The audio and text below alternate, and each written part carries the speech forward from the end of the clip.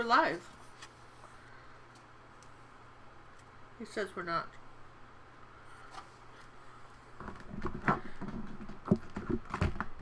Okay. Okay. All right, so there seems to be a little delay if anybody's watching this. We're on. This is Ginger Cook. I want to say this is Ginger Cook Live, and I want to just say hi to everybody that bothered to take our. This is test number 2. We're trying a different live test number 3. We're trying a different live program. YouTube offers a couple of ways to do it, and we got some feedback from our viewers that said they would feel much happier if they knew in advance when we were, and apparently just not being every Tuesday and Wednesday wasn't enough. They wanted something concrete. So now you're able to see a schedule. And if this works, and then if we want to change the day, we'll let you know. And we can apparently, what is this, John? John Little's our moderator. He's in Michigan. I'm in Houston, Texas. But John, isn't there, we can put the calendar up for how many months in advance? Like a month? But we can schedule everything for a month in advance, and so which I think is pretty cool. I hope you guys do too. I think that's just cool as can be to be able to do that. So, so I've got my handy Ginger Cook Live sign that was made by my good friend there, Brandon, down at Jerry's Artorama in Houston, Texas. Brandon made me this nifty sign. He's really a clever young man. He's done some great things. I've got my color wheel today. I found it was on the floor. Those of you who are wondering, how can she lose a color wheel in such a small space? Who knows? So I'm going to move the Ginger Cook Live sign now. And I'm going to show you. This is what we were going to paint today. And, we'll see how far we get with it. We're going to just kind of attempt an hour of this. And the reason I wanted to do this is a lot of... Look, there's some real simple steps to begin any painting. You start with the farthest color, the farthest thing behind, and you just work your way forward. But I thought I'd do something with a twist today. And you're going, oh no, she's doing something new. I did. I want you to know that I've been talking a lot about golden opens. And here's my box of golden open paints, okay? So let's get out our picture. And I thought you would like to see. These were painted with regular heavy body acrylics. And I thought you might like to see this same painting done with the opens, okay? Because they're much flatter paint. You can't get texture with them. Though there is this little bottle of, what is this stuff? Called gel, open gel. So you can add a little gel to that if you need it to be a little thicker. But the thing about golden opens is, man, they do not dry. And they've got something called an open thinner, which you add it. The golden lady was telling me if you add a bit of this to your paint, a drop or two of this, apparently this makes it flow even better. You can't use this in other stuff. Now the question then becomes, what about regular acrylics? Can you use these with Liquitex or other acrylics? Of course, acrylics are acrylics. You can always paint acrylics on top of dry acrylics, okay? That's not a big deal. You can never paint, and you can paint oil paint on top of dry acrylics. You cannot paint acrylics on top of oil paint, all right? Just I thought I'd tell you all that. So I've got some different colors here. I've got some red. We're going to want that. Don't think do I want Phthalo Blue? Probably not. Let's see, Cad Red Medium. I'm going to want that. You see in my box. Dazzling Purple, for sure I want that.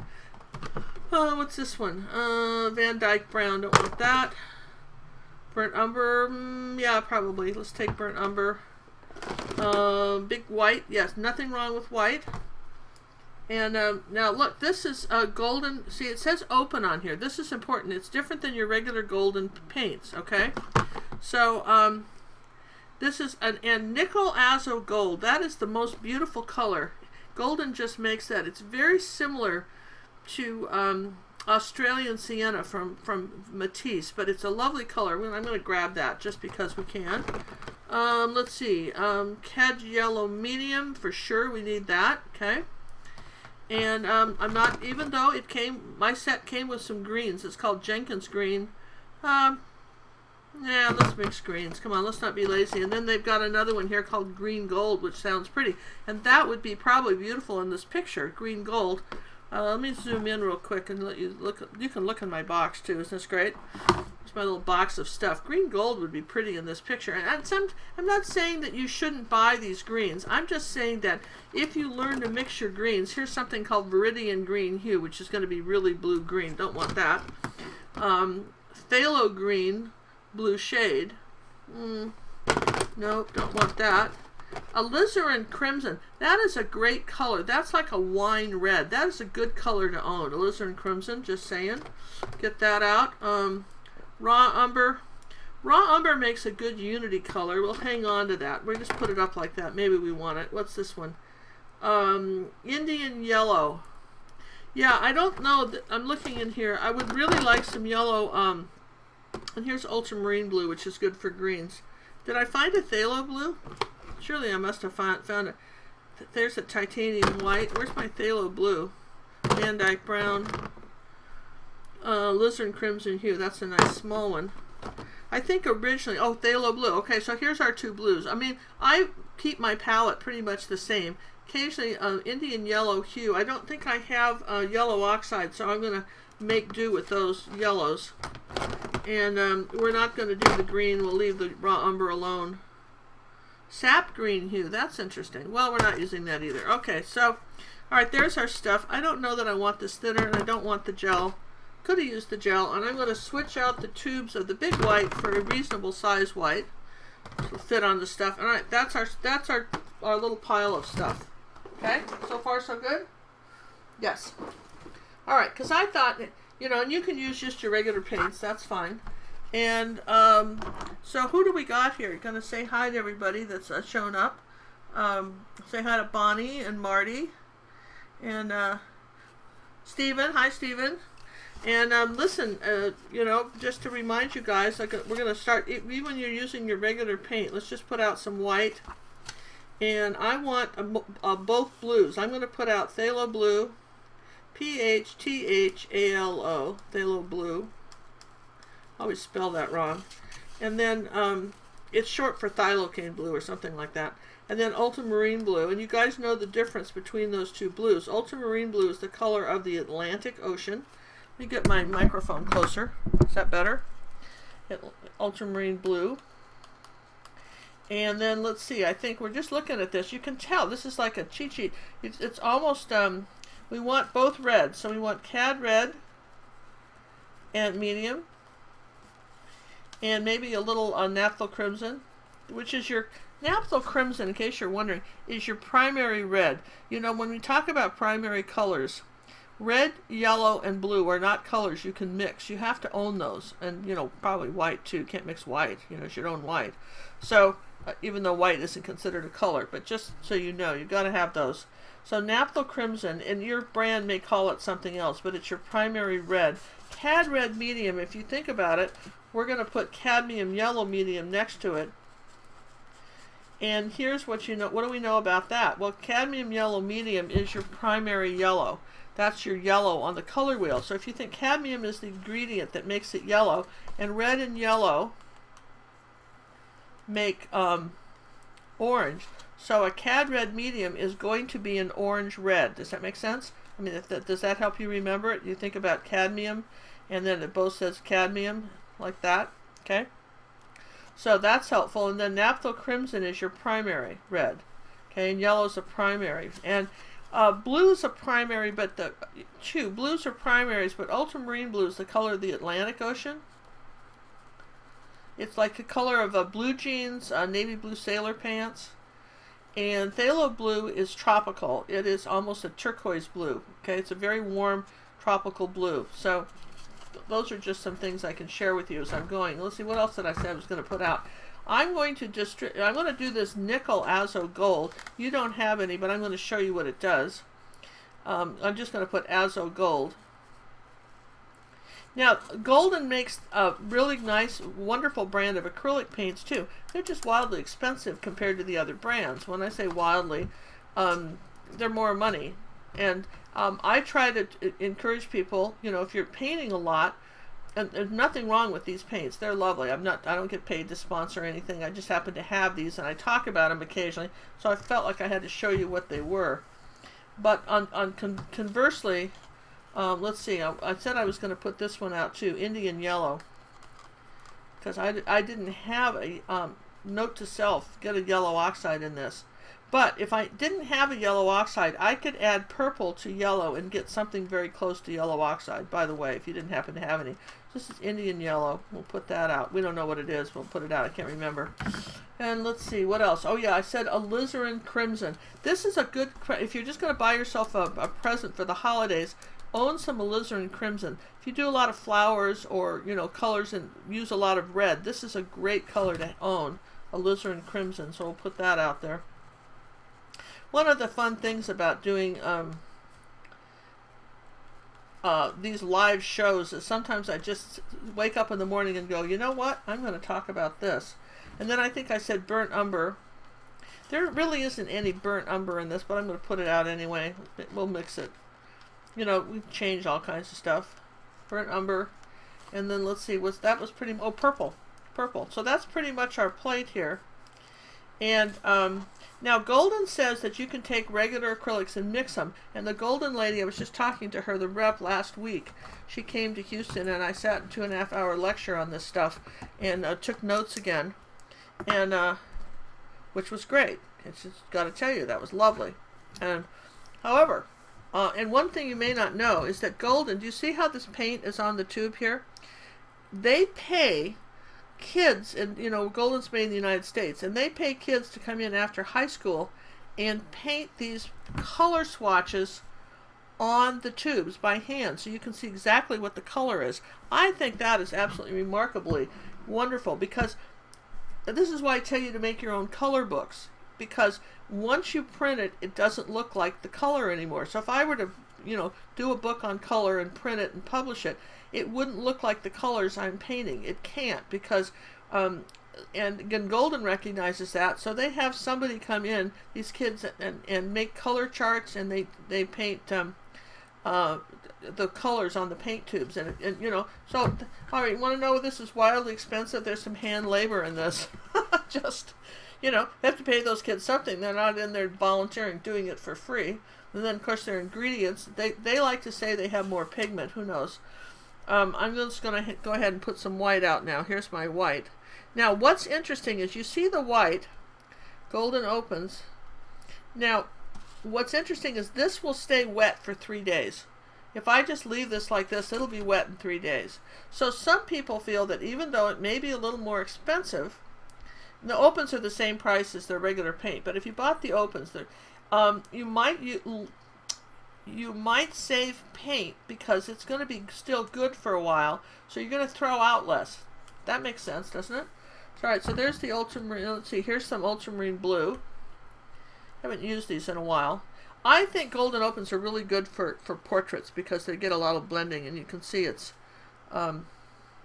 here I'm just putting and they have some nice big caps. They're easy to put on. I like that.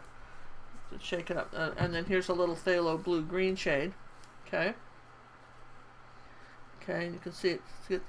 And they dry very, very flat. Okay, when the water evaporates, they dry flat. Did you guys happen to get the newsletter that we sent out this December? And we included a chart on how your acrylic paints work. Let me put the purple. Here's purple. Let me put that over here. Dioxazine, D-I-O-X-A-Z-I-N-E. That is the ingredient that makes the purple.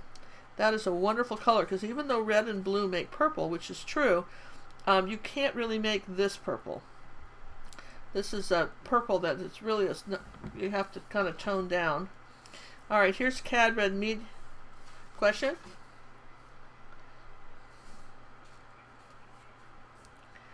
No, the question was, is there less pigment in the open? No, the open and the open it has the same amount of pigment. Okay, it's really, they got a patent on this formula, and this is, you know, if you were an oil painter crossing over into acrylics, I would tell you to try these, and the reason being is that you're used to fooling around. We acrylic painters are quick. We can, you know, everybody says, man, it's like watching speed painting. Well, it dries so fast, you better hustle. Where, you know, oil painting artists can fool around for a little bit and then come back 4 days later and do something else, and their palette's still good. They didn't have to do anything. That stuff stays wet forever. Here's the naphtha crimson. You can kind of see the difference, can't you, between the two reds? This is an orange red. Oh, I did it wrong. That should have been yellow, but that's okay. Just humor me. This, all right, but I'll put the Cad Yellow out now, right here. Okay. You see how it kind of goes up like a little Hershey's Kiss there, like that when I put it. And these will all stay wet. And let's see, Azo Gold. Where did I say that was? This is I used to use this color all the time before I found similar color in the Australian sienna from Matisse. But that's made in Australia. Like I say, this is made in the United States. And some people, you know, feel on general personal, if money isn't an issue, some people, Liquitex and Goldens are made in the United States, and some people feel from, you know, just support the, the people that work here. You know, they will buy. This is Indian Yellow, by the way. It's kind of, it's very similar to Yellow Oxide, but a little bit oranger. And let's see, I had one more I was putting out, a Alizarin Crimson. Okay, so here we go, a little Alizarin Crimson. See, that's a deep wine color. It's really pretty. It's a very deep, almost a, oh, you know, it's like a fall grape color. Yeah, well, wine, fall grape color.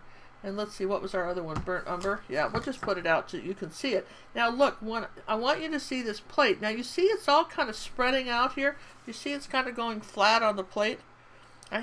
It's starting to just flatten out a little bit. You see that?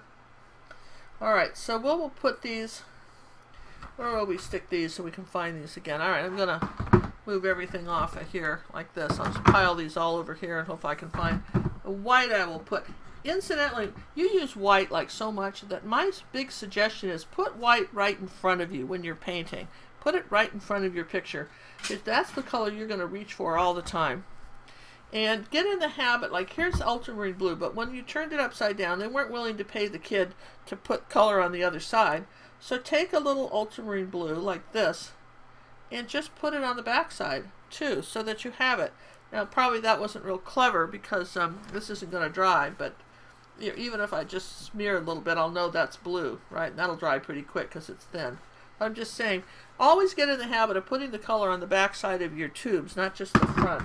That way, when you don't spend hours looking for stuff, you're going, I know I had it. It was sitting right here, and where did it go? Did that ever happen to you? It happens to me all the time with everything. Incidentally, if you didn't catch last night's live test, this is what we painted last night. John really liked this, and he thought that he would put this in as a special lesson for the Wave and Water class. We just did this last night, just sort of as a fooling around kind of picture, but it was fun.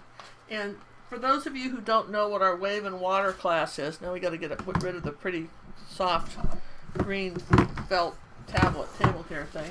Put some paper back. Move this. All right, now we're getting down to business. Now we've got just got the gray paper here, and I have gray here. I have gray construction paper here because the camera likes that.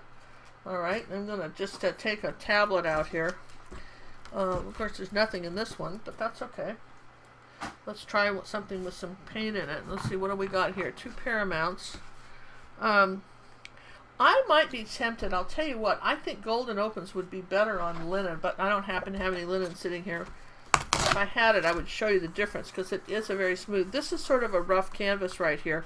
All your canvases, because they're rough when they're gessoed, I can't say this enough, lightly sand your canvases if you want to keep your brushes from wearing out quickly. It doesn't take much. You just with this little piece of sandpaper, just like that, you can feel where you kind of smooth it out. Alright, so I'm going to put that out of the way. Alright, and let's see, let's get a piece of colored paper, stick under it. What do I got? A little piece of black paper, that would be nice. Here, alright, so I'm happy now. Alright, so we got a piece of paper, got my picture. Now, that being said, you can see how this. Now, let's take a look at what we're painting. What is the color underneath the color underneath the color? It's not black, but it has a purple cast to it. So I will take a palette knife. Find a little palette knife here somewhere. And I will start with Dazzling Purple and a little Burnt Umber. Okay, that's a pretty dark color here. And maybe a tiny bit of Ultramarine Blue, like that. Okay, so that's a pretty dark color. And I'm going to paint the entire canvas dark, okay? And let's just, I have to think more about where I put my stuff anymore, my palette knife, because it's going to, again, this doesn't dry real quickly. So let's grab a brush. Now, you remember, people always say, do you use a lot of water with your paint? You don't. You thin it out too much, but I did do a damp brush, and I've got a 3/4 inch angle brush by Simply Simmons, and I've wet it and I pinched it so that it's just slightly damp. Now I'm going to just come up here like this and paint this in. Alright, like that. I'm going to say, now, people always ask me, how long, acrylics,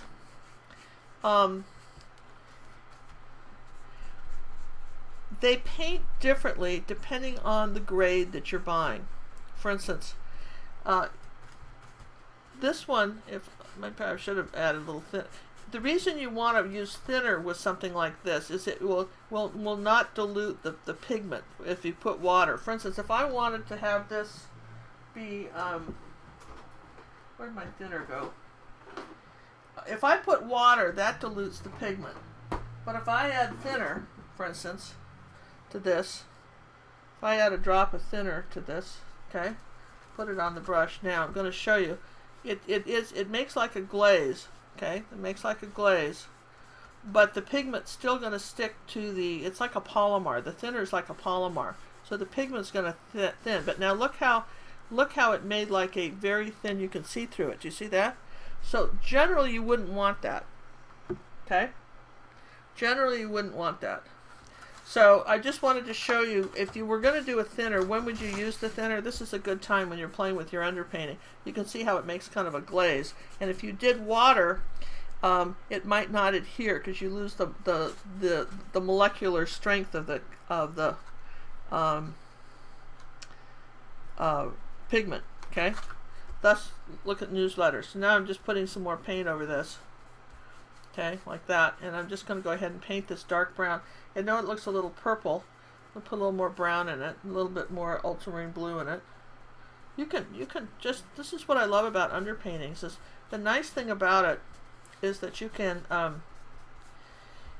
experiment with brush strokes, with all, you can learn a lot just if with your underpaintings, painting your underpaintings. You can see what paint does. Okay, now here we go. You'll notice every 2 or 3 strokes I'm getting more paint. So here we are. We've painted this whole thing kind of a dark brown, blue, purple. Okay, like that color. That's pretty. Okay, now what I'm going to do is that, now the wonderful thing about Golden Opens is that you can still dry them with the hairdryer. So while you're catching up with me and your paint, I'm going to just dry this with the hairdryer. You see it against a black canvas, a piece of paper, it almost looks black, doesn't it? So let's just take a hairdryer and dry this. And hold this down, back of my. Now we'll test it. Normally I can dry something like this with regular acrylics. Oh, in about a minute or two.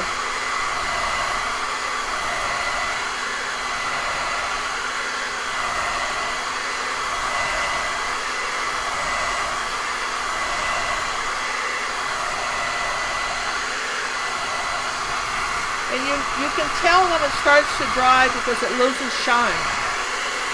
When your painting starts to dry, when it loses shine.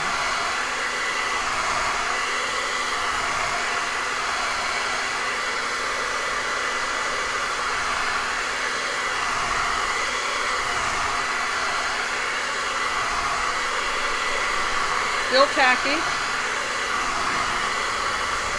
I'm going to try some cold air on it and see what that does. Your hairdryer should have a cold air button, and you want to finish off with that.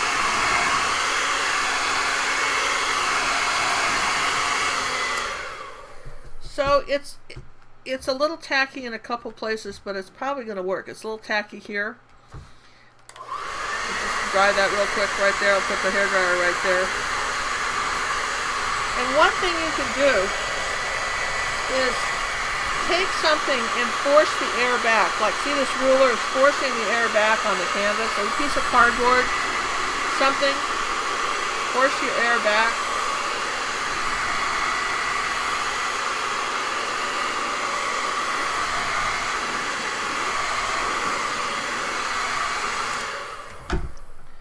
See that?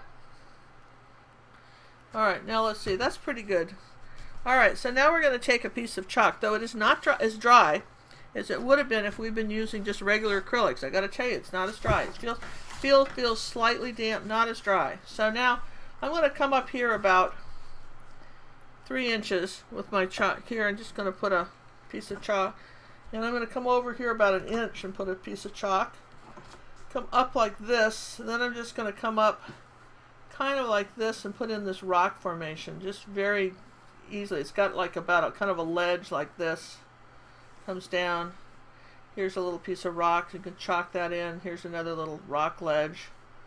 Some little rock ledge like this coming down. Alright, so you see I've got my little rock ledge. This was, maybe I'll do something up here like this. Now you'll notice that I've got these cracks and stuff in it. Okay? So I could leave the underpainting just if I went ahead and said that this was where the cracks were in my rock. If I chalk them out and then later erase the chalk, the paint should still be underneath this chalk.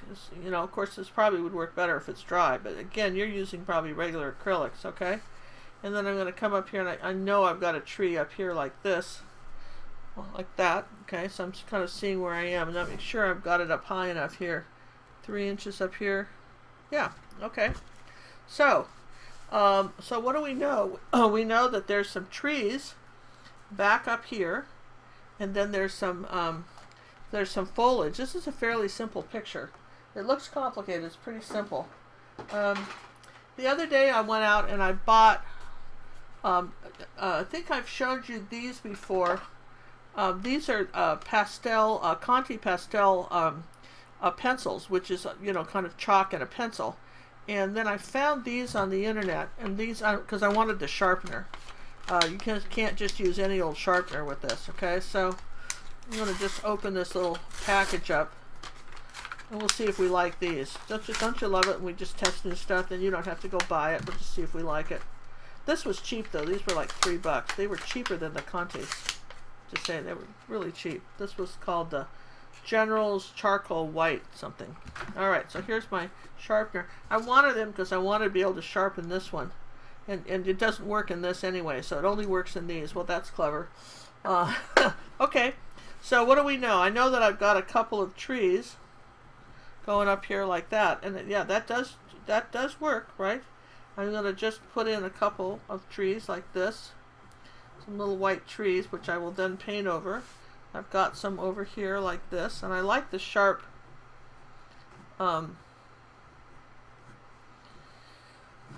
pencil. I like that a lot. Okay, so there's my little trees here, and it's painting, you know, the chalk is, and I'm just gonna wake my chalk up a minute, see if it makes any difference.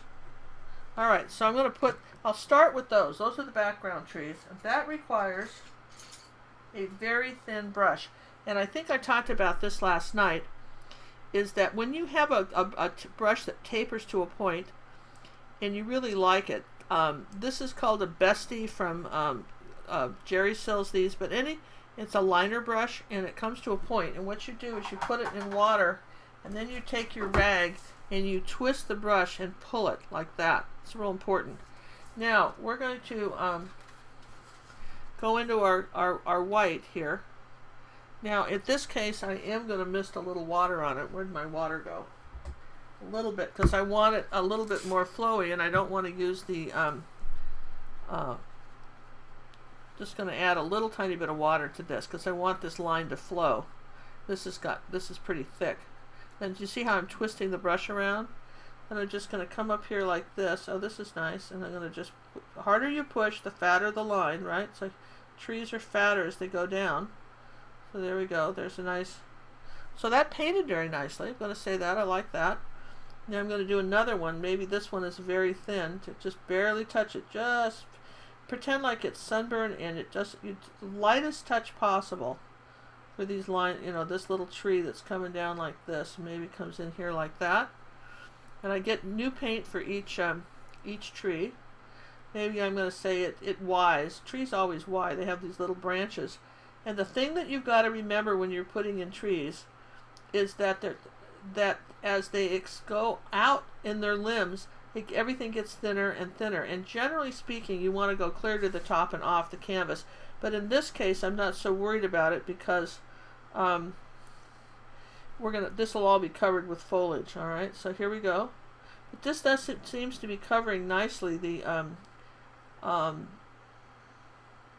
purple. So the purple dried enough where I'm not getting purple trees. Okay, and say that one's a little thicker. So see, I've put some trees in here like this. Let's come over to this side now. And what I like about these pencils is chalk.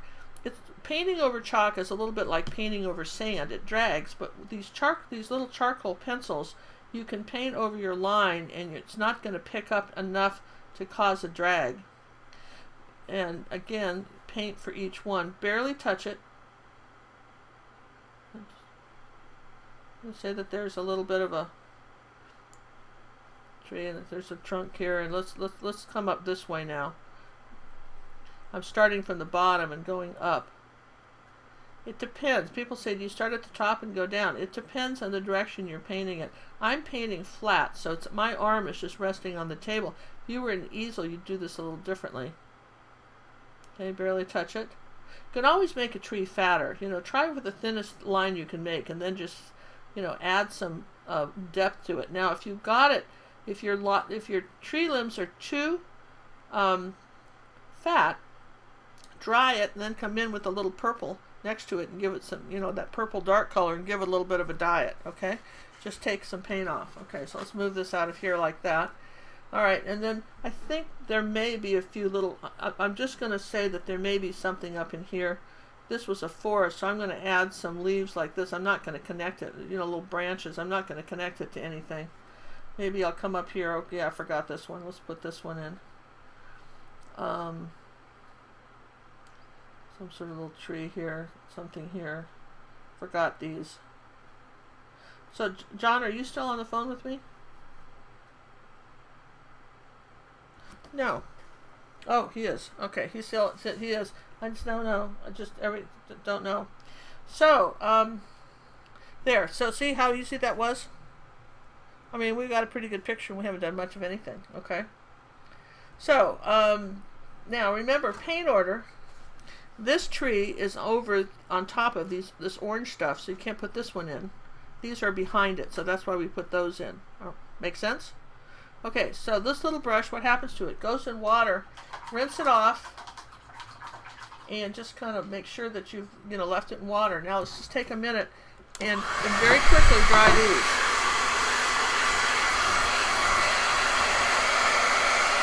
Again, I'm going to use the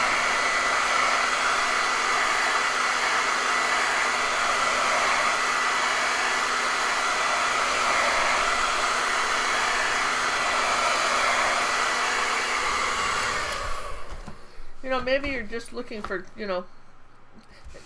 sometimes when you go to the art store, you start to paint things. It gets very expensive to experiment. So I'm happy to experiment for you and show you what I like. I have to say I like these little pencils, these charcoal white General 5 pencils. I like these. They were cheap. This was a number 558, but these were cheap. I got those on Amazon. They were prime too, as I recall. Or maybe I had to put them in the box with something else. I can't remember. But anyway, they were good. All right, now we want to do the background trees here. See these? Now, what's critical about this is the direction of the leaves. If you think about trees, okay, and I'm going to just draw on this for a minute. Let me turn it over. I'll draw on this. All right, I've got a tree here like this. You guys are with me? Here's a tree. And this doesn't matter if it's a pine tree or whatever. So if you have some branches going off like this, what about the branch that's coming straight towards you like that? How do you show that one? Well, obviously you can't, right? The one that's looking right at you, because there's some going this way too. They're just not going off like a pole, right? So how you show that is that you have leaves coming in front of it. And it doesn't matter if it's a pine tree or a deciduous tree like this where they drop the leaves. When you have leaves, this is how you show leaves that are looking at you like this, okay? So now you've got some leaves that are behind this tree. Obviously, they're on the other side of it, okay? And you've got some leaves that are crossing over. And generally speaking, they're going to, you want to kind of put them in clumps.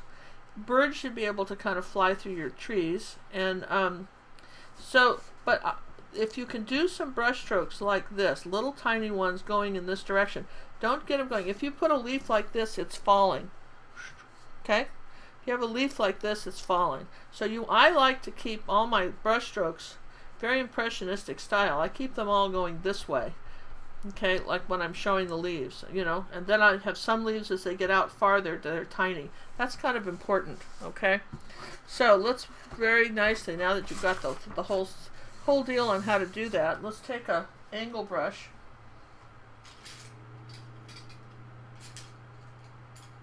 Hey, I want to give a shout out to Cinnamon, my daughter Cinnamon, the art Sherpa, if you don't know her. She's does 3 live classes a week. And has got some fabulous artwork going up right now. And so we're going to give a big shout out to Cinnamon, say hi to her. I just noticed where you called me on the phone and you figured I didn't answer, so I must be going live here. Okay, so I'm going to say hi to you. And we're going to be spending Friday together, Christmas morning. I haven't gotten the time when I'm expected to arrive. Be sure to tell me that, kiddo. All right, now we're going to go back here. Now let's look at this real quick. We've kept this pretty simple. We've got some orange leaves and then some yellow on top of it. Pretty easy, right? So we're going to take some Cad Red Medium, okay? And I've got this. Now I'm just going to sit here like this. I'm going to go, that's pretty bright. I'll make some dark ones. I'm just going to go across here like this using this angle brush. It's at 1/4 inch Simply Simmons, and I'm making these little brush strokes. Kind of everything's going sideways. Then I'll skip down a bit and do another more. This can be gone. You can do this so fast, it's just crazy. Okay. Now this color is very nice. I have to say that I like the Golden Open color. I like this Cad Red Medium is really nice. Probably what it would have been good was to do half the painting. Next time we'll do half the painting with opens and half with another paint. We can kind of compare what it looks like color-wise. But anyway, we're going to say that here's our trees coming across here. So you can kind of see the trees. And there's good pigment coverage. I'll give them that. I don't have any water on the brush. This is a dry brush. Like that. Now I'm going to come over here. And back up here. I don't want it as bright up here. So I'm going to take a little Dazzling Purple with this and add just a bit of Dazzling Purple, like 2%, to my pigment. And kind of darken these up a bit, up toward the top of the canvas, and everything's layered. So here we go. If you're an oil painter, I think you will find these to be interesting because they stay wet much longer than normal acrylics. If you're not drying them with a hairdryer, they will stay wet longer for you. Okay, and that you may find you like that. I'm going to come behind. Well, we got a tree here. We'll just paint over that. And I know all this is going to be yellow, so I may put a little bit of this up there, but not much. That's going to be a big patch of yellow up in here, yellow trees. Okay. Now, do I need to zoom out or anything, John, or zoom in? What do you think? Are we zoomed pretty good? He thinks. All right. So now I'm going to come over these. See, we dried those enough where I can come over these, like that. Down next to the rock here. I'm going to say there's some leaves. And the wonderful thing, those of you who live in New England, our trees in Houston, Cinnamon will tell you this, have not turned yet. But those of you guys who live in the northern part of the country are countries where you have a fall that starts in September, you know, they are bright and beautiful. Cinnamon did a really nice video where you actually painted pictures on the leaves. I mean, you get some gorgeous leaves. All right, so that's good enough for that. Now let's start adding some color. So let's take a little bit of yellow, Cad Yellow Medium, and make a lighter orange. Come right up on top of that. In fact, I think I'll just use Cad Yellow Medium and mix it in there with it like that. So I'm going to, ooh, that's pretty, because I can mix as it's kind of wet on wet here at this point. I'm going to add some of this yellow up here into these leaves, and then as I mix it and come out, I've changed the color, because when you add yellow to Cad Yellow Medium, you're going to get a lighter a lighter orange. Okay, that's what I'm kind of going for, is a lighter orange. Think of the lighter colors on top and the darker colors underneath, if that helps you. You want your darker colors always on the underneath part of your leaves and the lighter ones on top. So for instance, we haven't used any alizarin crimson, but I'm just going to put some on here for a minute. That's pretty dark. Here's just pure alizarin crimson. And that would be more effective on a background that did not have a purple background. Okay, so here I'm going to just say that here's some of this. Take a little bit of the orange and lighten this up a little bit here, like that. Same thing here. Come down here. Little leaves now, little brush strokes. The brush goes up and down and up and down and up and down, and just almost just touching it and lifting up. That makes a leaf shape. So you don't even have to think about it very much. This can be very fast. It's like, you ever seen somebody type really fast? They go, I'm telling you what, when I watch people text, they amaze me. These people that can sit there, I'm sitting there finding each letter and saying, let's see, A, B, C, D, here's the next one. I'm texting. It's very laborsome, and I watch people and they just sit there like they're on a typewriter with their phones texting. And this is kind of how it is. Once you get this brush stroke on, it's like that. Alright, so I'm going to say that here's some brighter yellow. Okay, I think I'll put some up in here kind of as a background for behind this big section of tree. Here, now let's see, we got some Indian yellow here. That's pretty. What can we do with that? Let's take a little white with that. Let's take a little Indian yellow and add white and see what we get. Alright, so I'm going to lighten up. Does that do much? Not when it's wet. This doesn't, what if I did pure Indian yellow? It's got kind of a gold. I'm not seeing enough of a, it's very translucent. This Indian yellow is, look at that, it's really translucent. Nah, it doesn't do it for me. Okay, so want to make sure I bring this off. Now, how about some red? Some naphtha crimson, alright? So now, here's red. That's a bright color, so we're not going to do a lot of that. But maybe we'll put a little bit of that red color underneath. Maybe 2 or 3 strokes of that. Don't want a lot of that. Alright, so that's about as much as I'm going to do with this for now. This is the top of my cliff here. And I've got the orange sort of surrounding it. You can kind of see that. Alright, now I'm going to dry all that. And that is going to take a little bit of time. Let's see if we can dry that fairly quickly. I'm going to put the brush in water.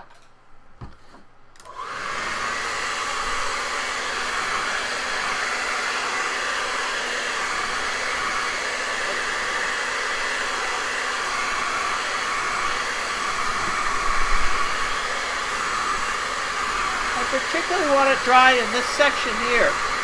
This middle, I don't care so much about over here, but I want this section really dry.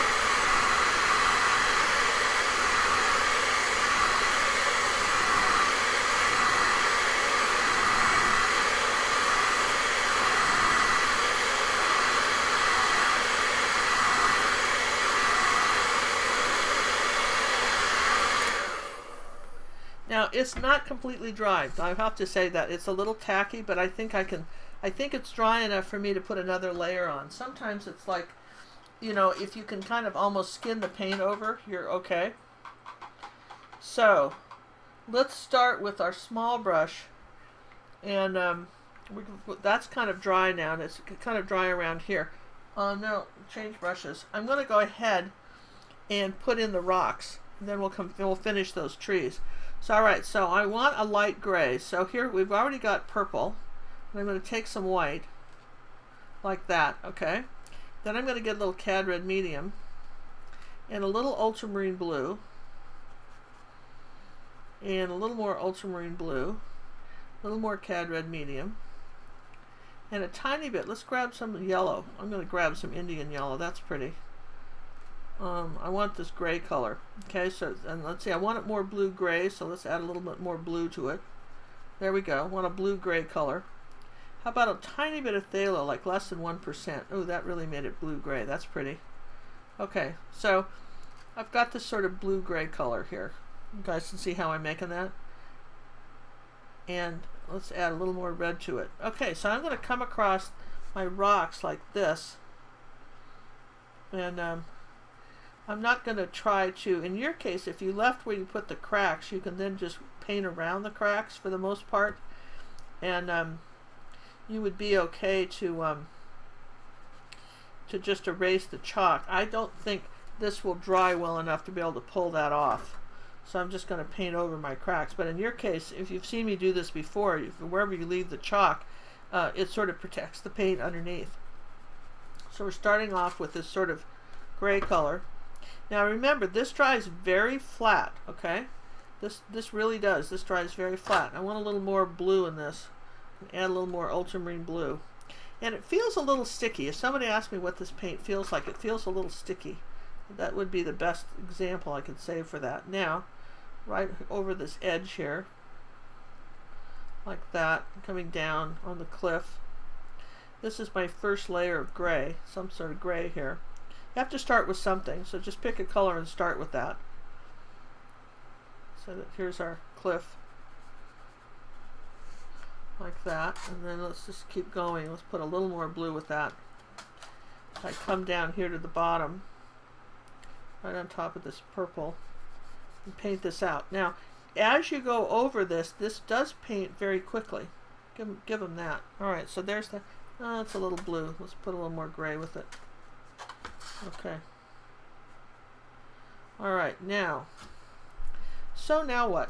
Okay, so if you look at the picture, let's put the picture side by side so you can see what we're painting. If you look at the picture, I've got, let's see, did I lose John? I think I lost him. Okay. He's coming back up. So I'm going to add a little white to this now. Just white paint on the brush because we're mixing, I'm going wet on wet here. Here's a little light, and I'm going to just say that this is some light areas on the top of this rock here. And because it's still wet, all right, because this is still wet, I'm getting a lighter gray. All right. So now basically just by adding white to the brush, I haven't rinsed the brush, just by adding a little white, I'm going to say I want a little bit of a light color in here like this, and maybe down along this edge. Okay, now you get about 2 or 3 strokes and you have to reload, and you'll see me take the white and then just sort of flatten it out on the brush. And then this one here, for instance, right along here, this edge, that's kind of a light edge here. So there's a light edge, and this is a light edge. Coming in here like that. This is kind of cool because I've got a little cheat sheet here. I'm looking at what I painted here so I can kind of see it. Does that make sense? So I'm going to get a little more white. Now let's see. I want a little bit. It's going to be lighter on top where the sun shines down on the flat planes of the rock. It's got to be a little lighter than on the bottom. But rocks are sort of, they've got crevices and stuff. Okay. So, and then I want to say that brush strokes going this way with this. All right, so that's some good light color. And let's see, let's take some purple and brown and make a color. Okay, a little purple and brown. Let's see, what can I do here? I'm gonna come here and put some of my cracks back. If I don't touch the white, I can still keep it. Just over there in a few sections. I'll put some of my dark back. And I want it dark right next to this edge here, so I'm going to darken this up. You notice the brush strokes are going kind of to the left here. I'm darken that up there. And maybe put a few little dark. Don't want it pure purple. I want a little burnt umber with it. Okay, like that. Put a little cracks in it. This is darker under here. Alright, now let's put a little bit more burnt umber right next to here. Mix that in. At this point, and I just was trying to see everything I could do without having to dry it. But at this point, I'm going to have to skin it over one more time. Okay, my rocks over one more time. I'll skin it over, and that'll be just a good. That's a really good plan. And then we'll do something else. So in this, and you would dry about this point too.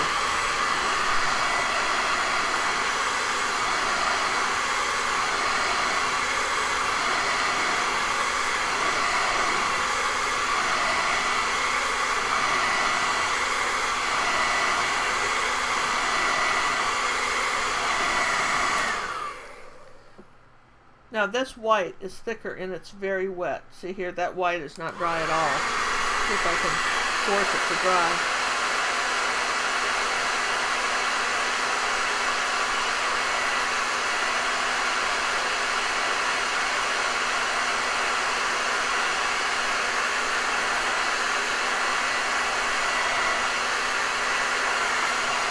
Yes. All right, how do you make the gray? Stephen has the question, how do you make the gray? We make gray the same way every time. We take white. Let's make a little gray for Stephen here. Take some white, a little Cad Red medium, a little white, a little ultramarine blue,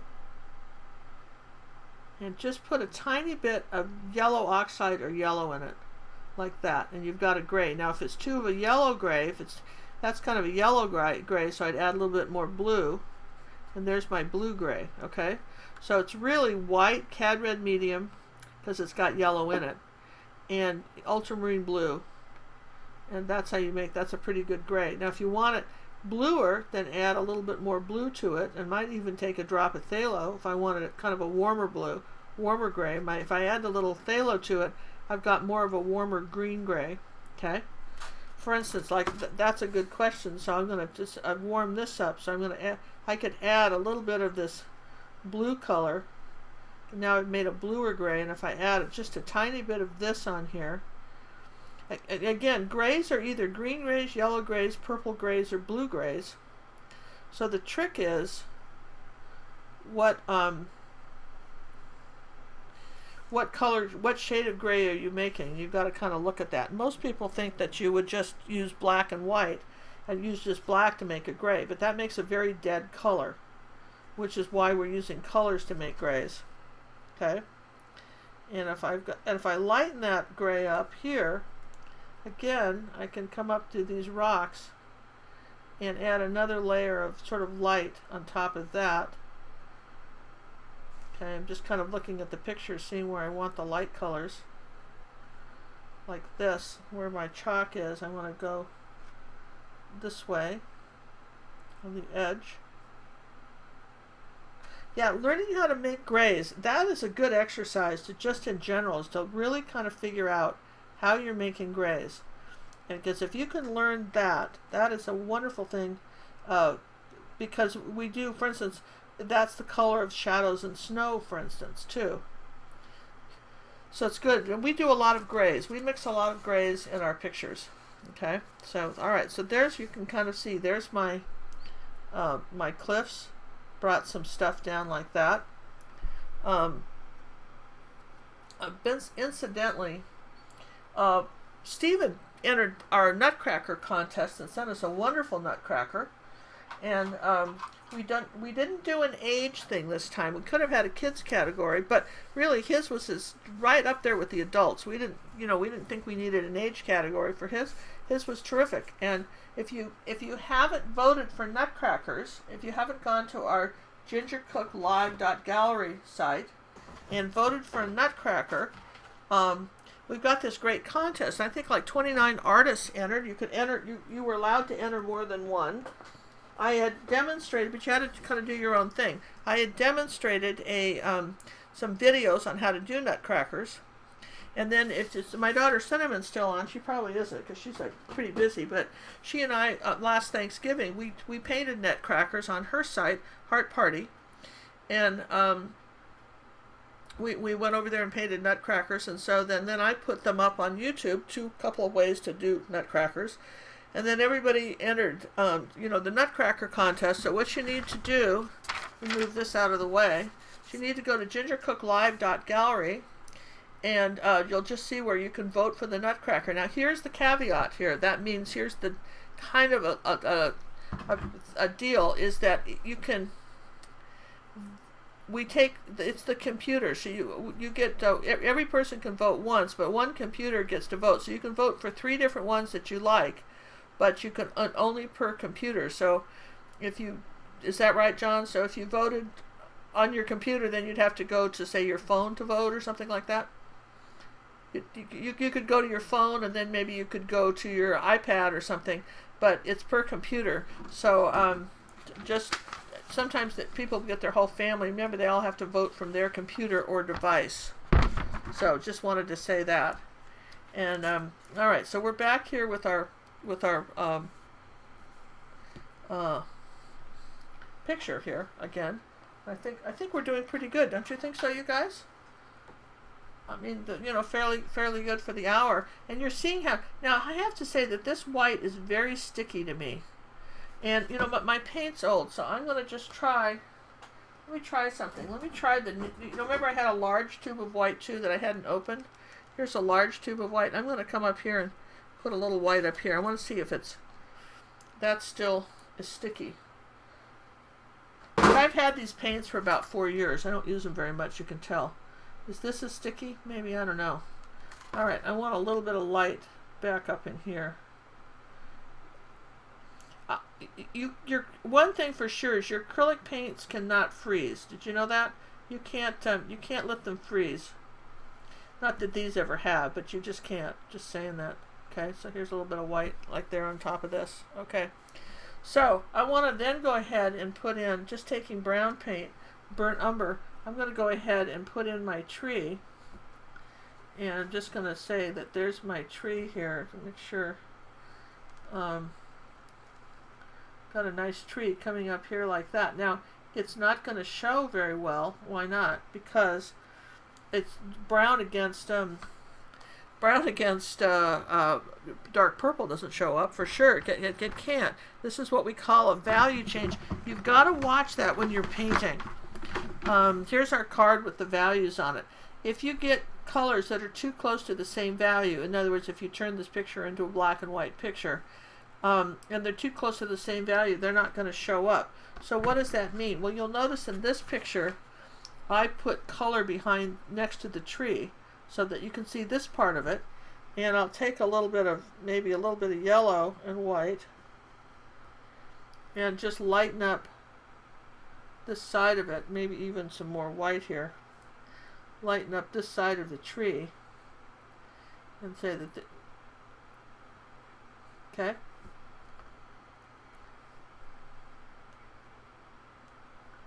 Well, this is not a flow. This is golden open. The advantage, Victoria says it looks good, she doesn't know the advantage. Well, look, I've had these paints for years. I never use them. But, okay, I mean, look, I've had these for years. I use them for portraits maybe because they take a long time to dry. If you're forced drying them, it's not as effective.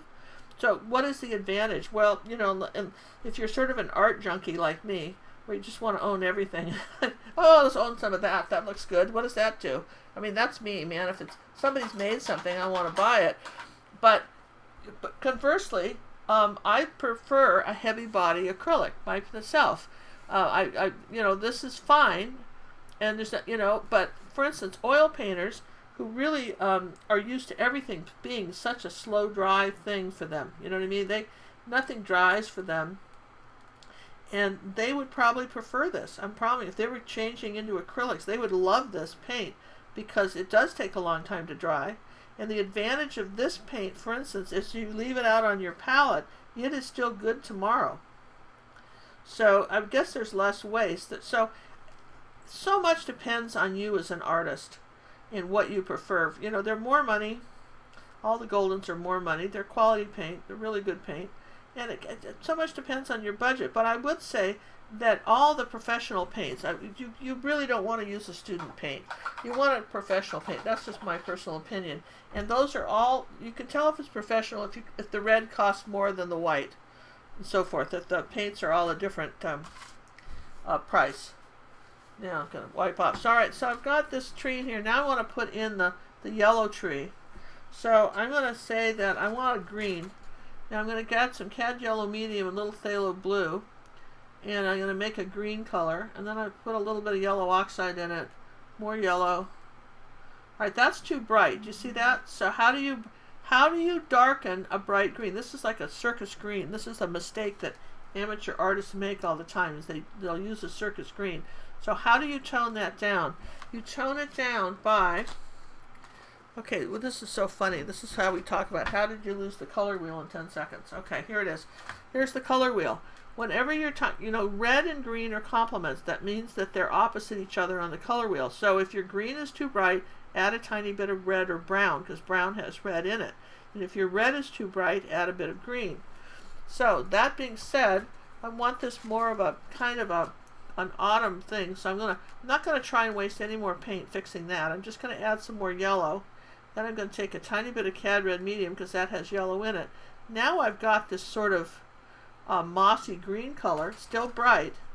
And I'm going to come up here like this and start tapping this color in for this tree. See how my little brush strokes are going in here like this. We come up here like this and kind of, we dried enough of this where it's overlapping. This is the kind of this pretty green, and this is going to be a real bright yellow tree, but the green's kind of underneath like that. So we're putting in the green. Let's see if I can kind of see where I am here with it. Okay, like that. So it's just fun to show you different stuff. I like to be able to just say, look, this is what this is. And again, I haven't painted with this in a long time. It will go much flatter. If you like, for instance, if we were to make this with a palette, these rocks with a palette knife, and we were to put some gels and modeling paste in this paint, you could really have a three-dimensional picture here with just the texture. Okay. All right, let's put a little of this green under here just to add some over here. Okay. And let's make it a little darker, so I'm going to add a little more ultramarine blue to that. All I did was add some ultramarine blue to that, because that's ultramarine blue and yellow make kind of an army green. So I'm going to come down here, and I want some, I'll just put some ultramarine blue right on here, because it's still wet. That will darken up the leaves underneath. Alright, so there's our, do we want any over here? Maybe a little bit where there might be some green. The leaves, if you've noticed in the fall, they all don't just change at once. You know, there's always some green too that's left. Okay, so now I want yellow in here. I want all this yellow. So if I tried to do this now, just pure yellow, if I tried to come up here like now, because I've got the green's wet, I'm not going to get very far with this. It's going to make a brighter green, but it's not going to go yellow on me very well. And even if I just grab a group of yellow like this and touch it, kind of tap over this. So when do you dry it? Try it first. See what happens. Come up with a little bit of yellow. Just barely touch it on your brush. Come on up here like this. And you see it's kind of a yellow-green at this point, isn't it? It's not really going to be yellow. It's kind of a yellow-green color. So if you want this bright yellow, which we have here, we want this yellow color up here, we've got to dry it. Okay? Absolutely what we've got to do. You can tap a little bit in here like that. Tap, tap, tap. Some little light highlights. But you got to kind of dry it. Though I do like the bright colors in that it's fall, and fall is full of very pretty bright colors. So I'm just going to skim this over real quick.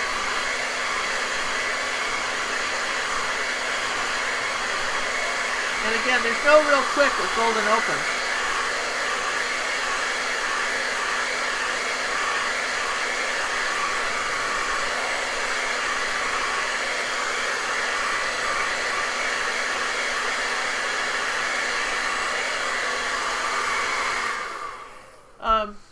I just want to make a statement about nutcrackers. Nutcrackers were made in Germany, and they're from, you know, they originated in Germany, and people associate them with Christmas because they because of that ballet, the Nutcracker ballet. Okay, they associate it with Christmas, but they really were functioning dolls, little wooden soldier dolls that opened nuts. They really originated. They had nothing to do with Christmas when they were first made. Okay, so is this is still tacky? Yeah, let's try it again.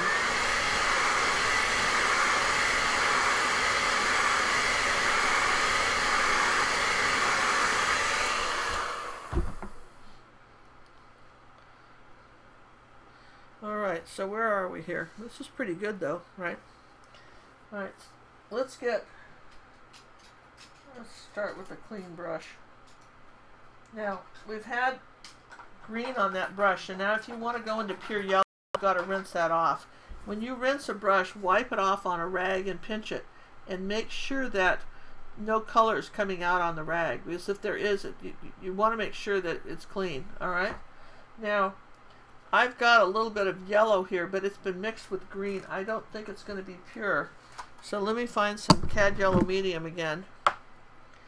And I'm going to put it in a different spot on my plate because I just want some clean yellow. And I'm going to say I want some clean yellow, and I want some yellow and white too. Put a little yellow and white in here. Now this is really sticky stuff, okay, I have to tell you. Alright, so wipe that off. Now I'm going to go up here with my yellow now. Pure yellow, and I'm going to scoop up some and drop it, and just drop it on top of the canvas like this. And scoop it up and just drop it. Just in a few places. I want, remember, the brighter colors coming under here on top of that green. Now I'm going to get some of that light yellow. Barely touch it. Not trying to cover up all the green, but I do want it kind of yellower in the middle. Maybe out here, there's a few places there's a little bit of yellow. Yellow's a pretty bright color. It's going to bring your eye right to the center. So in this case, it's just a few little drops of it here and there. You can almost see it's on the corner of your brush. Like that. And I don't have anything down below the rocks. I have it pretty much all up into here. And I'm going to take a little bit of that yellow, Indian yellow, and add some white to that. And I'm going to get a little bit of gold color in here too. In your case, you could probably just use a little bit of Australian, or rather a little bit of yellow oxide with some white if you wanted a little bit of some gold colors in here like that. I'm going to say that there's some gold in here. Alright, so there's our, that's our picture. Let me just see if I can, we haven't finished the rocks, but I'm going to just lighten it up. I cannot lighten this up anymore while this is still wet. I'm going to add a little bit lighter yellow in here, almost a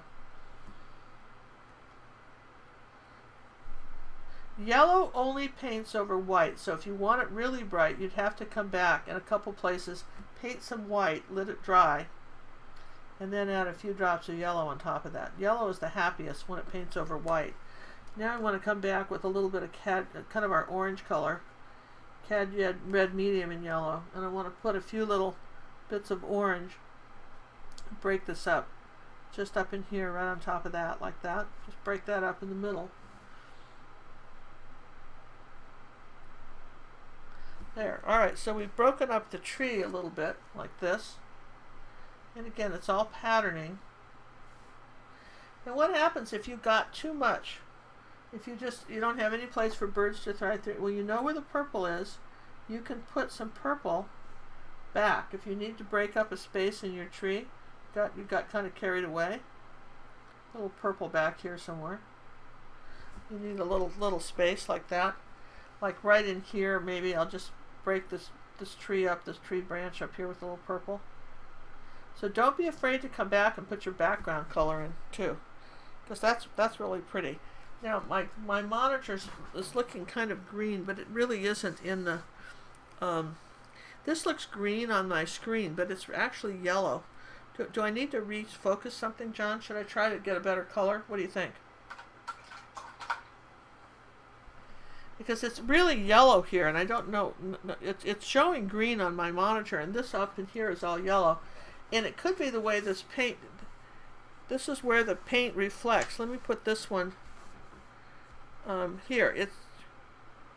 No, this is the original, and it's showing green. It's showing green too. So the monitor's not showing the yellow. Let me see if I can't refocus the monitor, because it's just showing green. So here's how we do that. We take this gray card and we give it something to look at, and then we take the focusy thing and we try to get it to focus on the gray card. like that. Then I'll lock it. Now let's see. I'm going to move this black too. Let's just get rid of this black piece of paper so that I want the camera to see it. Now let's see. Does it look a little bit more yellow? No, not enough. It's still looking green, and it's looking green. And here's the original, and there's yellow in it. So what I would tell you is that there's more yellow than this is showing. That's about the best I can do here. But anyway, that's basically how you would go about, you know, painting a picture like this. And you know, you might spend a little more time on the rocks and so forth. It's disappointing. I wish that the yellow would have shown up. I don't know why it's not.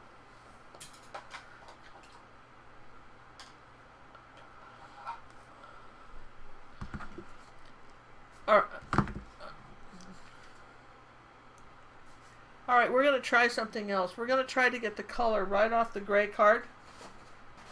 This is our test. This is our test. This is why we're doing this. This week we're doing all kind of live broadcast tests. So we're going to see if I zoom in on this gray card. Yeah. Horizontal. John says put it horizontal and higher. Keep the ruler off. We're going to zoom in. Zoom in. Okay, that's as far as it zooms, so maybe I can bring this down.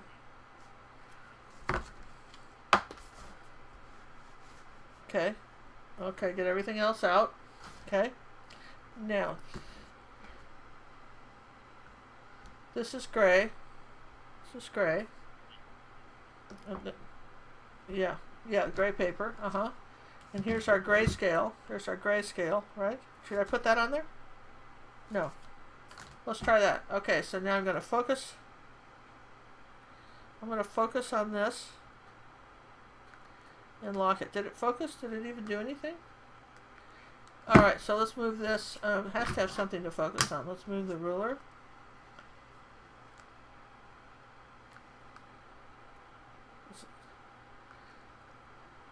Alright. There, how's that? Did that do it? Let me just see it. Is it showing yellow yet? More yellow. Looks yellower, doesn't it, you guys? That's closer. Okay, that's better, right? We'll see. Alright, the green is throwing it off from the ruler, so we need something else for it to focus on. Let's try the grayscale. Do you want me to just... We have enough paint on there. Alright, so we're just going to try this one more time.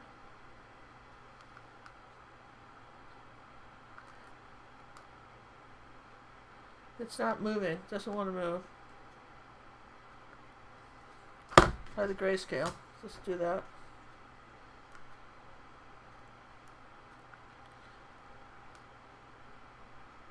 It's not really moving. Let's see how this is looking now. Let's try focusing on this. I think it's because we've zoomed in. I don't know if that makes it... Alright, okay, so that... When I did that, that made it greener, didn't it? That looks greener to me now. Yeah, well, it's out of focus too, but I'm just saying that made it greener. So let's get this. The best.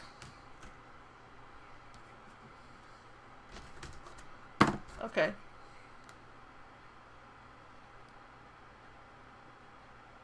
Did it? Is it focusing?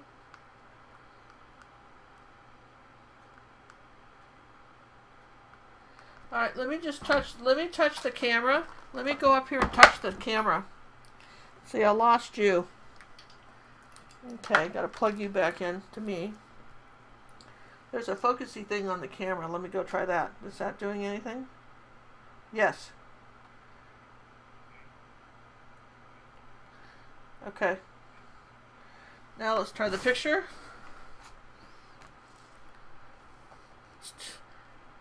You see yellow? It's yellower, but it's still not as yellow. Here's my color wheel, and it's gone green. You see there's bright yellow here on the color wheel, and it still looks green. So this is about what we're going to get considering. So you'll just have to We have this picture. Trust me on there. That's yellow in there, not green. How's that? I'm sorry. I would love to have made this better for you guys, but this is what the camera seems the best the camera can do here, considering all these other colors. Because we've got these reds and stuff. It throws the camera off. It really does. So, that gave everybody a little bit of a chance to catch up. Again, something like this. Let's see. That's the one I'm working on, and I'm going to put these kind of side by side. I mean, they're very similar, aren't they? Let's zoom out. See, they're very similar in the picture. So, they paint very similarly. So, again, I think this is a preference thing. It's a preference, and only you would know what you prefer. That would be the best way I would put it. That you guys would know what you like in the way of paints. But it's fun to see what they do. And again, these are not flow paints, but they will dry. I'm going to take a little gray and put a little gray here. This is too flat. I'm going to just put a little gray here behind here, this rock here. I'm going to just change the shape of that. And you can still do that. These are acrylics. You can still do that. Now, you can mix these with other acrylics if you want to slow down the drying, if you want to speed up the drying time. You can mix these with, say, your regular acrylics. For instance, you could just use golden open white. You could just buy some of that and mix it with your other acrylics if you wanted longer drying time. You don't have to buy the whole set, too. That's the other thing. I forgot to tell you that, but you could do that, okay? So you see how I'm coming along here on the cliff edge now. Wherever there's a light, there's a dark. So now I'm just sort of, making the cliff edge like that, coming back here and doing a few little things. Not much of anything, just something. I didn't do it in this picture. I'm kind of saying that this crack here, this tree is sort of causing cracks in the rock. That's what I'm saying happened here. But one of the things I particularly love is phthalo blue and white. A little turquoise color, which is phthalo green shade. Now I want you to see what happens if I add a little phthalo blue up here to the top of the rock. I didn't do it in this picture, but just the slightest bit here into this gray. That's what we call color surprise. And sometimes you can add a drop of a color as an artist. You can add a drop of that into something. Let me zoom in. Let you see what I'm doing. And you just do like 1 or 2 drops of the complement of orange is turquoise. You add 1 or 2 drops of it somewhere, and it can be very effective. Like for instance, like the shadow on this tree, I could have added a little phthalo blue to the shadow on this tree, a couple places. You just don't have to do it everywhere, but where you get it near orange, that gets pretty. And this is very subtle stuff. But what's the point of having these things if I don't tell you the good stuff like that? Okay, so I'd say that was a good example of this lesson. I would wait for this paint. I would wait till tomorrow to take off my chalk if I'm not going to paint over it. You're using regular acrylics. You can just take a damp rag and wipe off your chalk, and that will leave you some more cracks. And rocks generally have some cracks. It doesn't hurt to have a few little cracks in your rock. Some cliff edges. Rocks are really fun to do with a palette knife, too.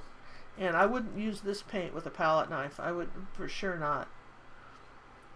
This wouldn't be this. This is the kind of paint you use more when you want blending, that kind of thing. So that's I think that's a good. That looks pretty good. I like it, John. I think that's a pretty good picture for the day. Let me zoom in on it like that. And you can just see that the whole idea behind this is it layers. That's the whole idea. And then acrylics dry darker. So for instance, if I took some yellow and red and mixed it together, just yellow and red, alright, that's a different orange. And if I came up here like that, would that be brighter? If I wanted a brighter color. Maybe just some pure Cad Red medium somewhere. Do I want a little bright splash of red somewhere? You can. Acrylics, again, because acrylics do dry darker, You might have to come back later after it dries and touch up something, because fall paintings are meant to be very bright. Let's bring some leaves across here like this at the bottom. Maybe these are coming out here. I'm going to put in a few leaves like this right in front of these trees, break that up. I mean, it's really fun to do. And then up here, I'll make sure to go all the way off the top of the canvas with some red up here like that. Like that all the way across the top. And maybe some brighter leaves up here. Again, this would be really a fun picture to do with texture. And add gel or something. All this poked out. Christmas Eve, which is that's Thursday. That's tomorrow, right? Tomorrow we've got a surprise release. What time is that being released? A new painting at midnight, gingercooklive.gallery. We haven't told you what it is. It's a wonderful art lesson. It's a good art lesson, and I've done it on an 8x10 canvas. And that, if you're a member of gingercooklive.gallery, we now have over 200 hours. I've crossed out the 150 hours of video lessons, all inclusive for $24.95 a month. And you get to send me your stuff, and I will comment on it. And you can watch it on your TV, your Mac, your iPhone. I don't know why you'd want to watch something on your phone, but I guess you can. And your iPad or your tablet. And I just didn't want to tell you what it was, but we have a wonderful new art lesson for you guys. That's for those of you who feel like painting this weekend, something different and new. So I have that. And if you know anybody that you think would love art lessons, this would be a great Christmas present. You can buy like 6 months for somebody, or 3 months if you want to just give them buy them a month and let them try it. These are wonderful. I think this is the best value on the internet for art lessons. And we add every week we add 1 to 3. And in January we're going to be doing some great stuff. I'm getting ahead. This is going to be a new January release, and here's what we're going to be doing in January. We're going to be doing all 8x10s or bigger. The Wave and Water class is going to be doing 16x20s from now on, the master class. And we're going to be doing larger canvases. We're going to be doing 8x10 canvases for our regular art lessons in the future. So we've done a lot of the 6x8s, and now it's time to do some bigger stuff. We've got a better camera. I can paint some larger things. The lessons may run a little longer. We'll continue to use the 6x8 for the live classes. You can see the difference in the size, okay? But we'll be doing 8x10 for our regular lessons as a feature. That's one of the reasons we can add more detail that way. So do you guys like this picture? Do you think that's fun? Our boat and the flowers, okay? That will be a lesson. Yeah. Should I leave it? I'll just put that there. That's coming up. Again, oh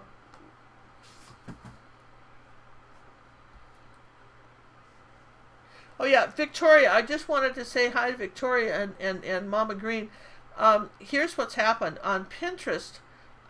Victoria had added a board to my Pinterest page, and she and I would make very easy. Then I'd go from her board to my Ginger Cook Live the online lessons, and I just repin it. But the problem is, the reason I had to take that board off my site is I realized it got confusing, and it would be almost like. And so when Mama Green added one too, I thought, if we had 20 people adding boards, that would be very confusing. I'm trying to keep the Pinterest site as simple as possible, so please keep sending me your stuff, Victoria. I don't want anybody to be upset because I had to take the board down. I just if the only way we could do it, you and I could do it, is that you could give me a secret board. That I can do, but I can't have it open to the public. How's that? So if you still want to do a board, it's got to be secret between you and me, not just visible to the public. I'm happy to. It's very easy for me to transfer paintings that way, but I still like it when you send them in to me through the Contact Us. When you're a member of gingercooklive.gallery, there's a form. It says Contact Us, and then a place to put your art. And that's a good way for us to see it. Both John and I can see the artwork, and I can make comments on it. And remember, you can make comments on your paintings. And you can send me a painting. Someone did this yesterday. They said, you can send me 4 or 5 times as you're painting it, take a picture and say, what do you think? If I'm near my phone, I can see this on my phone. I can just quick type you back a looks good or fix that before you get too far. So take advantage of the fact that you've got these this personal coaching. And I also want to thank Victoria for saying those nice things about me as an art teacher. Thank you very much. I saw that on Pinterest today, so I appreciate it. And again, here's our picture for the day. I think that came out really awesome.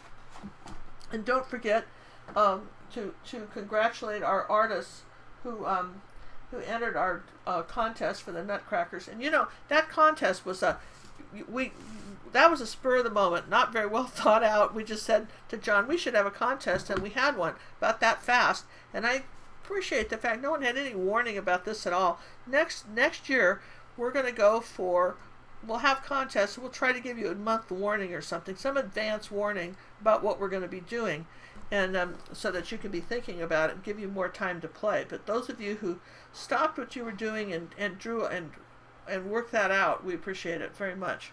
That was very nice of you guys to do that. Now, I will be happy to, zoom, happy to answer any questions.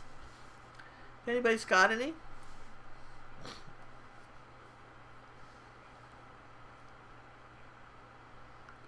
I couldn't, the question was on the 8x10s, are you going to be using a canvas pad? Yeah, sometimes, because I discovered I could buy canvas pads that were 16x20 and I could cut them into 4s and make them 8x10, all right? And then canvas boards are inexpensive too. It really doesn't matter. I don't really like the canvas board. See how this one's already warped? Do you see that? Can you see the curve on this? Do you see how it's kind of warped? I just don't like them, you know? But they're good practice, and also, you know, stretch canvas isn't going to warp on you, and in even these flat ones, if you buy the 16x20, just cut them into 4s. And look, you could, well, yeah, but that's expensive. John said you can use masonite and Jesuit, but that's expensive. That doesn't, I'm trying to keep this inexpensive. But 8x10s are pretty standard, and people were complaining that they couldn't frame these as easily. You can frame these. I have frames for these. Jerry sells all kinds of frames for these. If you have not seen, here's a frame for our frog. Let me zoom back out. All right, they have like 8 different frames for the 6x8. You zoom back out. See, this was one, and there's a video, you know, on how to frame, how to put your stuff in a frame. Though, if you happen to have a Jerry's near you, a Jerry's store, that's as part of the price of buying the frame. They will frame it for you. And the same thing, if you want to frame an 8x10, Hobby Lobby has always had that policy of if you buy a frame from them, and they usually put theirs on sale about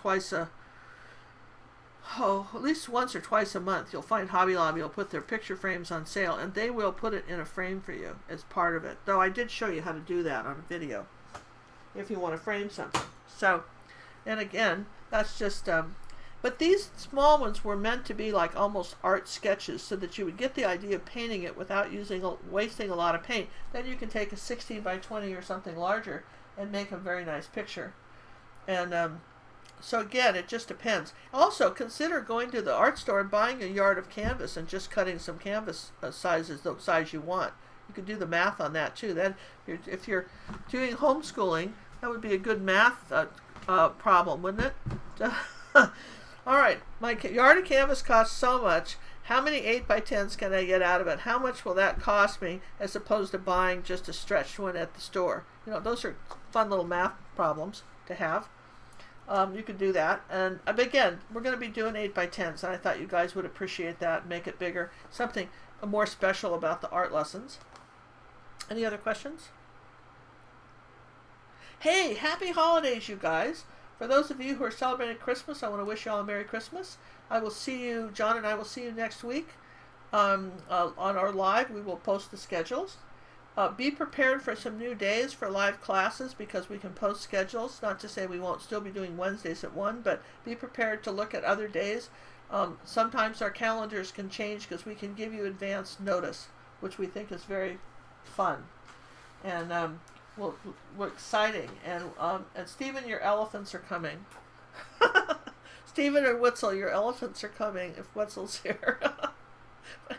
I've not felt inspired yet, and I can't wait to see what you guys do with the Christmas video that we're putting up Christmas Eve. I love this video that I did, this art lesson. I'm not going to show you the picture because that would spoil the surprise.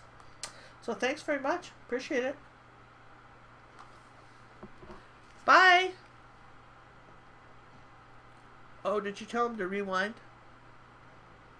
Oh, if you want to see this again, you should rewind now. Before we hit the, do it right now before we stop the streaming. Rewind it right now, and then this lesson will last you another 4 hours if you need it. Okay? Otherwise, it will be in your video lesson library, won't it, John? For the members, this will be in the video lesson library for the members.